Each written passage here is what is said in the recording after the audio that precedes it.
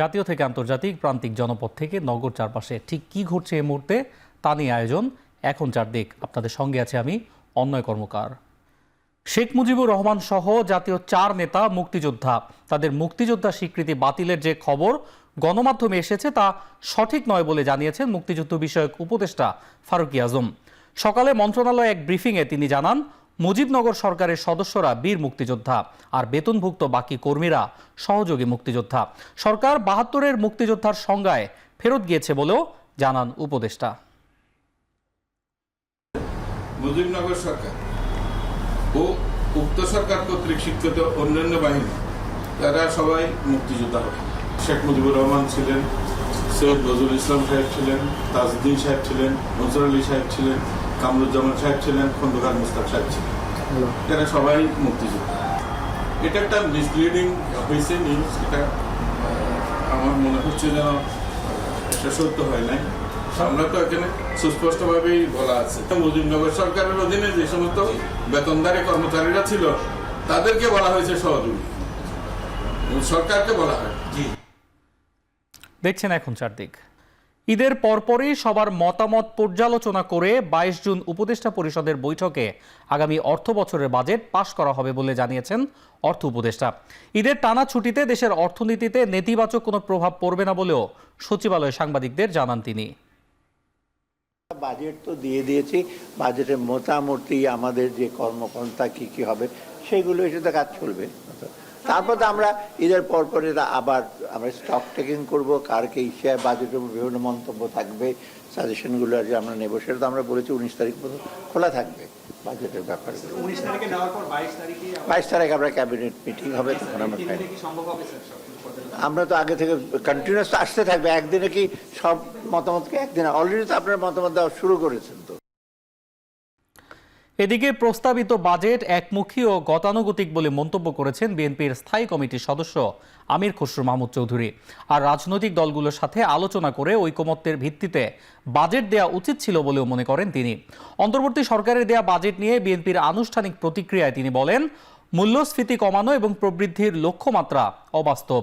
কালো টাকা সাদা করার সুযোগ যারা কর ফাঁকি দেয় তাদের পুরস্কৃত করা শামিল বলেও মন্তব্য করেন আমির খসরু।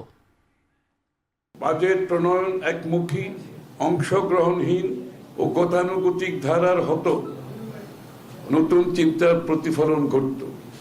রাজনৈতিক সংলাপ হলে ঐকমত্যের ভিত্তিতে ব্যয় বরাদ্দে বাস্তবসম্মত পুনর্বিন্যাস হতো।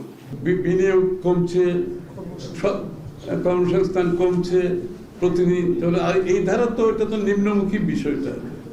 যত তাড়াতাড়ি নির্বাচনের মাধ্যমে একটা নির্বাচিত সরকার আসবে এটাকে রোধ করা সম্ভব, এই একমাত্র পথ, আর কোনো পথ তো নাই।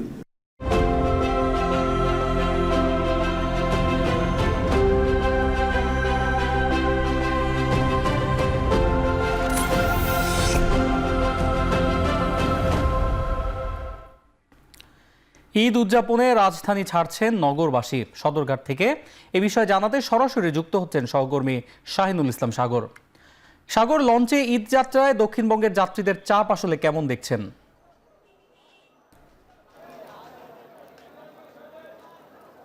আমি এখন যেখানে আছি সে হচ্ছে রাজধানীর সদরঘাটে দক্ষিণাঞ্চলগামী যে মানুষের ঈদ যাত্রা সে খবর জানাতেই মূলত এখানে আসা। আমরা আসার পর যেটা দেখেছি যে আজকে যেহেতু সরকারি বেসরকারি চাকরিজীবীদের ঈদের আগে শেষ কর্মদিবস, সে জায়গা থেকে আজকের দিনে অন্যান্য দিনের চেয়ে ঘরমুখী মানুষের ঈদ যাত্রার যে তাদের ধারণা সেটি আজকে অনেক বেশি দেখেছি। আমরা সন্ধ্যার পর থেকে দেখেছি যে যাত্রীবাহী যে লঞ্চগুলো রয়েছে সেই লঞ্চগুলো কানায় কানায় পরিপূর্ণ হয়ে গিয়েছে এবং পুরো যে পন্টুন যে রয়েছে সদরঘাটের সে পন্টুন ভরে কিন্তু মানুষ ভরে গিয়েছে। তো সে জায়গা থেকে বলা যায় যে অন্যান্য দিনের চেয়ে আজকে যেহেতু সরকারি বেসরকারি চাকরিজীবীদের শেষ কার্যদিবস ঈদের আগে, সেহেতু তারা অফিস শেষে আজকে বাসায় ফিরবেন সেই তারা যেহেতু বের হয়েছেন, সেই জন্য আজকের যাত্রীচাপ অনেক বেশি বলে তারা আমাদেরকে জানিয়েছেন। এছাড়াও যাত্রীদের যে কয়েকটা অভিযোগ আমরা পেয়েছি তার মধ্যে একটি করছে যে অতিরিক্ত ভাড়া নেওয়ার যে অভিযোগ, যেটি বরাবর অন্যান্য বারের মতো থাকে, এবারও সেটি হয়েছে। তবে এবারে যে অভিনব কায়দায় যাত্রীরা বলছেন, তারা মন্তব্য করছেন যে এবার কিন্তু অভিনব কায়দায় কিন্তু তাদের অতিরিক্ত ভাড়া নেওয়া হচ্ছে। আমি তাদেরকে প্রশ্ন করেছিলাম কিভাবে নেওয়া হচ্ছে, সে জায়গা থেকে তারা বলছেন যে এবার তাদের যে কুপন দেওয়া হচ্ছে ভাড়ার, সেই কুপনে কিন্তু লেখা হচ্ছে সরকার নির্ধারিত যে মূল্য সেটি, কিন্তু তার থেকে বেশি মূল্য তারা নিচ্ছেন বলে তারা এরকম যাত্রীরা অভিযোগ করছেন। রাজধানীর সদরঘাটে অন্যান্য যে অন্যান্য যে রুটগুলো আছে তার মধ্যে সবচেয়ে বেশি যাত্রীচাপ রয়েছে ভোলা চর ফ্যাশন কেন্দ্রিক যে রুট, সেই রুটে সবচেয়ে বেশি যাত্রীচাপ বেশি রয়েছে। এছাড়া বরিশাল, নোয়াখালী, হাতিয়া, সন্দ্বীপ থেকে শুরু করে জায়গাগুলোতে যাত্রীচাপ রয়েছে। তবে যেহেতু পদ্মা সেতু হয়ে তাদের যাওয়ার অন্য একটি পথ রয়েছে, সেই সুযোগে কিন্তু এই রুটে তুলনামূলকভাবে যাত্রীচাপ কম। তো সার্বিক দিক থেকে বলা যায় যে সামনের যে কয়েকদিন ঈদের বাকি আছে, সেই দিনগুলোতে যাত্রীচাপ আরও বেশি বাড়বে এবং মানুষ তার কাছের পরিবার স্বজন নিয়ে ঈদের আনন্দ উপভোগ করার জন্যই মূলত সে এত কিছু সংগ্রাম করে সে বাসায় ফিরছেন। তো সবার শেষে যাত্রীদের একটি তাদের স্বস্তির খবর যে তারা বলছে যে অন্যান্য বা যেরকম ভোগান্তি হয়ে থাকে সেই রকম ভোগান্তি কিন্তু এইবার দেখছেন না। শুধুমাত্র অতিরিক্ত ভাড়া নেওয়ার যে প্রবণতা অভিনব কায়দায় সেটি তারা দেখছেন, কিন্তু অন্যান্য বার তারা আমরা বলতে জেনেছি যে তারা বিশেষ করে যাত্রীর যে আছে তারা কিন্তু সিট পেতেন না, সে সিট পাওয়ার যে ব্যাপারগুলো আছে সেগুলো এখন কিন্তু স্বাভাবিক রয়েছে। তারা সিট পাচ্ছেন এবং তারা স্বাভাবিকভাবে যেতেও পারছে, শুধুমাত্র অতিরিক্ত ভাড়ার জন্য তারা অভিযোগ করছেন। সার্বিক বিষয়ে বলা যায় যে দক্ষিণাঞ্চলগামী মানুষের যে ঈদযাত্রা। সদরঘাট থেকে ঈদযাত্রার খবর জানাচ্ছিলেন সহকর্মী শাহিনুল ইসলাম সাগর। BRB হসপিটালস লিমিটেড, কাঙ্ক্ষিত সেবার ঠিকানা। সারা দেশে জমজমাট কোরবানির পশুর হাট। ময়মনসিংহর মুক্তাগাছা থেকে এ বিষয়ে জানাতে সরাসরি যুক্ত হচ্ছেন সহকর্মী ইমতিয়াজ আহমেদ। ইমতিয়াজ, হাতে দাম নিয়ে আসলে ক্রেতা বিক্রেতারা কি বলছেন, আর এবার গরুর দাম কেমন, কিছুটা কমেছে কিনা আমাদেরকে জানাবেন। ময়মনসিংহের মুক্তাগাছার আইমন নদীর পাশে আমি রয়েছি, ঠিক এখানেই কোরবানির যে পশুর হাটটি রয়েছে সেটি কিন্তু একেবারে পুরোপুরি জমে উঠেছে।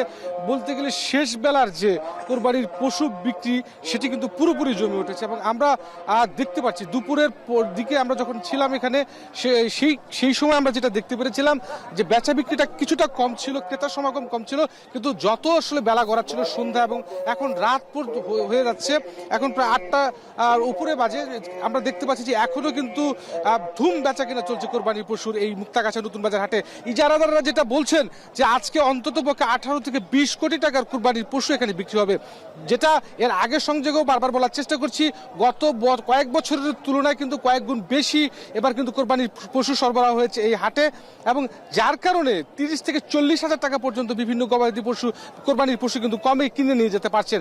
আমরা প্রতি বছর যে যারা কোরবানির পশু কিনতে আসে, যারা ক্রেতা রয়েছে, তাদের কাছে যে অভিযোগটি শুনি অনেক দাম থাকে, সেই জায়গা থেকে অনেকটা স্বস্তি কিন্তু এবার পেয়েছে এবং অনেকেই 80,000, 85,000, 70,000 টাকা, 90,000 টাকা এর মধ্যে কিন্তু বেশিরভাগ দেশি জাতের যে ষাঁড় গরুগুলো রয়েছে সেগুলো কিন্তু কিনে নিয়ে যেতে পারছেন। এবং এই হাটটি বিভিন্ন উপজেলা জেলা থেকে যেহেতু মোটামুটি এখানে যারা গৃহস্থ রয়েছে, পাইকার ফড়িয়া রয়েছে, তারা যেহেতু এখানে কোরবানি পশুগুলো তুলেন এখান থেকে তাদের গরু কোরবানি পশুগুলো কিন্তু কিনে নিয়ে যান এবং যার জন্য কিন্তু এইখানে দেশি গরুর একটা চাহিদা রয়েছে। সব মিলিয়ে এখনো পর্যন্ত বেচা কেনা চলছে। তো এই ছিল আমার কাছে ময়মনসিংহ কোরবানি পশু হাটের বেচা কেনা সর্বশেষ খবর। ময়মনসিংহের মুক্তাগাছা থেকে কোরবানির পশুর হাটের খবর জানাচ্ছিলেন সহকর্মী ইমতিয়াজ আহমেদ। মানবিক করিডোর জাতিসংঘের নয়, বাংলাদেশ ও মিয়ানমারের বিষয়ে, এমনটাই জানিয়েছেন জাতিসংঘের আবাসিক সমন্বয়কারী গোয়েন লুইস। সকালে জাতীয় প্রেস ক্লাবে কূটনৈতিক প্রতিবেদকদের সংগঠন ডিক্যাপ আয়োজিত অনুষ্ঠানে অংশ নিয়ে তিনি বলেন, দুপক্ষের সম্মতি থাকলেই এ বিষয়ে সিদ্ধান্ত নেবে জাতিসংঘ। So on the humanitarian corridor question, I think I've issued several comments and statements on this already. But a humanitarian corridor is quite a formal legal issue, and it requires agreement between sovereign states. So it requires the government of Bangladesh and the Myanmar counterparts and potentially any other groups that are involved to agree formally. If there's an agreement, the UN can support, but that agreement, as I understand it, has not been established as yet. দেখছেন এখন চারদিক। গুমের ঘটনা তদন্ত করে ভয়ঙ্কর সব অভিযোগের প্রমাণ মিলেছে বলে জানিয়েছেন প্রধান উপদেষ্টার প্রেস সচিব শফিকুল আলম। তিনি বললেন, গুমের ঘটনায় সবচেয়ে বেশি অভিযোগ এসেছে র্যাব সদস্যদের বিরুদ্ধে। প্রধান উপদেষ্টার কাছে গুম নিয়ে দ্বিতীয় অন্তর্বর্তী প্রতিবেদন জমা দিয়েছে কমিশন। গুম হওয়া 1850টি ঘটনার মধ্যে 1380টির যাচাই শেষ হয়েছে। ফরেন সার্ভিস একাডেমিতে সংবাদ সম্মেলনে তিনি আরও জানান, পদোন্নতি, ভালো পোস্টিংয়ের লোভেও গুম খুনের সাথে জড়িত হয়েছে আইন শৃঙ্খলা বাহিনীর কেউ কেউ। প্রতিবেদনে জানানো হয়েছে, গুম হওয়া 3 শতাধিক ব্যক্তির এখনও সন্ধান মেলেনি। ভুটানের বিপক্ষে 2-0 গোলে এগিয়ে গেছে বাংলাদেশ। হামজার পর দ্বিতীয় গোল করেছেন সোহেল রানা। জাতীয় স্টেডিয়াম থেকে বিষয়ে আরও জানাতে সরাসরি যুক্ত হচ্ছেন সহকর্মী শরীফ রওশন। রওশন, বাংলাদেশ তো আসলে 2-0 গোলে এগিয়ে গেল। এই মুহূর্তে স্টেডিয়ামের বাইরে আসলে দর্শকের ভিড় কেমন দেখছেন এবং তাদেরকে আসলে কতটা সামাল দেওয়া যাচ্ছে? ছড়িয়েছে জাতীয় স্টেডিয়ামের সেই 4 বছরের বেশি সময় পরে এই ম্যাচটা অনুষ্ঠিত হচ্ছে, সেখানে দর্শকদেরও কিন্তু অনেক বেশি অপেক্ষা প্রহর ফুরিয়েছে। এই জন্য দর্শকদের আগ্রহ কেন্দ্রবিন্দুতে ছিল এই আজকের ম্যাচটি। তবে অন্য আপনাকে জানিয়ে রাখি, জাতীয় স্টেডিয়ামের ম্যাচ শুরুর পর আসলে দর্শকদের যে উপচে পড়া ভিড়, সেটা কিন্তু বাফুফের যে নিরাপত্তা কর্মী নিয়োগ দেওয়া ছিল, সিকিউরিটি যে স্ক্যানিং মেশিন ছিল, সবকিছুই কিন্তু বলা চলে ভেঙে পড়েছে। কারণ এত বেশি স্টেডিয়ামের দর্শকদের মাঠে বসে খেলা দেখার আগ্রহ ছিল, সেটাকে কিন্তু আসলে কোনোটাই আটকানো সম্ভব হয়নি। 18,300 কিন্তু এবারের ম্যাচ টিকিট আসলে সাধারণ দর্শকের জন্য 200 টাকা করে দেওয়া ছিল। তবে সেই টিকিটটাও আসলে কম পড়ে গেছে এই বাংলাদেশের ম্যাচ বলা ভালো। হামজা চৌধুরীর ম্যাচ দেখার জন্য আসলে মানুষের অনেক বেশি আগ্রহ আছে।